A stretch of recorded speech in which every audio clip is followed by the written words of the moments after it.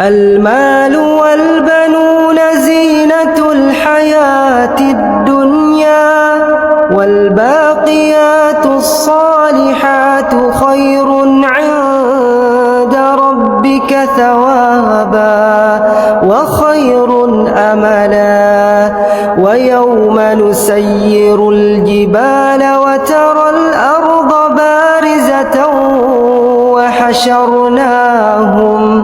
وحشرناهم فلم نغادر منهم أحدا وعرضوا على ربك صفا لقد جئتمونا كما خلقناكم أول مرة